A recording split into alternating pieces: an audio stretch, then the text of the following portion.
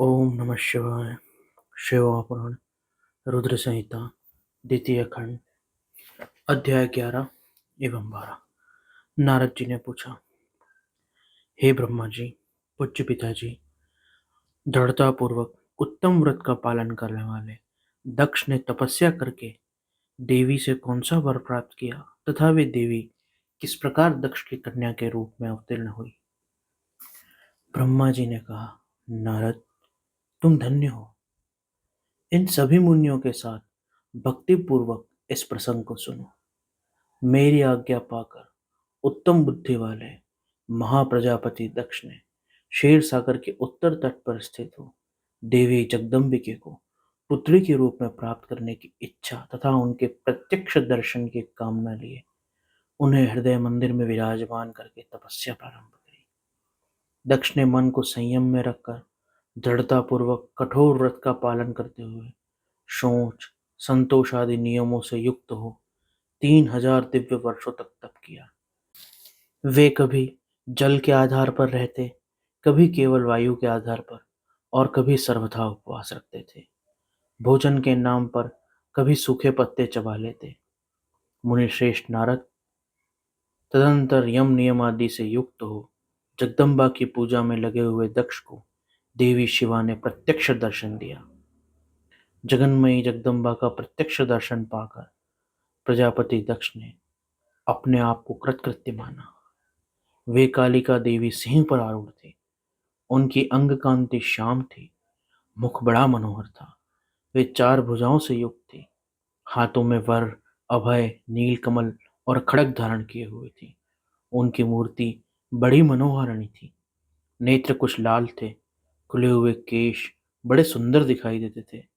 उत्तम प्रभा से प्रकाशित होने वाली उन जगदम्बा को भली भांति प्रणाम करके दक्ष विचित्र वचनावलियों द्वारा उनकी स्तुति करने लगे।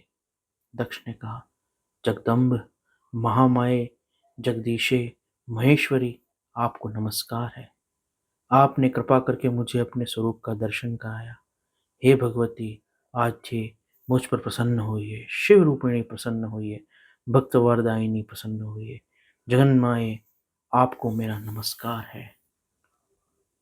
ब्रह्मा जी कहते हैं, मुने, संयत चित्त वाले दक्ष के इस प्रकार स्तुति करने पर महेश्वरी शिवा ने स्वयं ही उनके अभिप्राय को जान लिया। तो भी दक्ष से इस प्रकार कहा, दक्ष, तुम्हारी इस उत्तम भक्ति से मैं बहुत संतुष्ट हूँ। तुम अपना मनोवांछित वर मांगो। तुम्हारे लिए मुझे कुछ भी अदेय नहीं है। जगदम्बा की यह बात सुनकर प्रजापति दक्ष बहुत प्रसन्न हुए और उन शिवा को बारंबार प्रणाम करते हुए बोले। दक्ष ने कहा, जगदम्ब, महामाये, यदि आप मुझे वर देने के लिए उद्धत हैं तो मेरी बात सुनिए और प्रसन्नतापूर्वक मेरी इच्छा पूर्ण कीजिए। मेरे स्वामी जो भगवान शिव हैं, वे रुद्र नाम धारण करके ब्रह्मा जी के पुत्र रूप से अवतीर्ण हुए हैं। वे परमात्मा शिव के पूर्ण अवतार हैं, परंतु आपका कोई अवतार नहीं हुआ। फिर उनकी पत्नी कौन होगी? अतः शिवे, आप भूतल पर अवतीर्ण होकर उन महेश्वर को अपने रूप लावण्य से मोहित कीजिए। देवी, आपके सिवा कोई दूसरी स्त्री रुद्रदेव को कभी मोहित नहीं कर सकती। इसलिए आप मेरी पुत्री होकर इस समय महादेव जी की पत्नी हुई है। इस प्रकार सुंदर लीला करके आप हर मोहिनी बनिए। देवी, यही मेरे लिए वर है।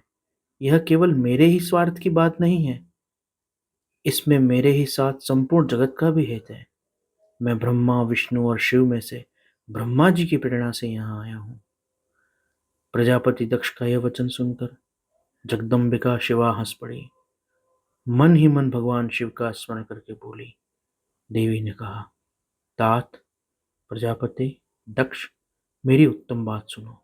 मैं सत्य कहती हूँ, तुम्हारी भक्ति से अत्यंत प्रसन्न हूँ। तुम्हें संपूर्ण मनोवांछित वस्तु देने के लिए उद्यत हूँ। दक्ष, यद्यपि मैं महेश्वरी हूँ, तथापि तुम्हारी भक्ति के अधीन हो तुम्हारी पत्नी के गर्भ से तुम्हारी पुत्री के रूप में अवतीर्ण होंगी, इसमें संशय नहीं।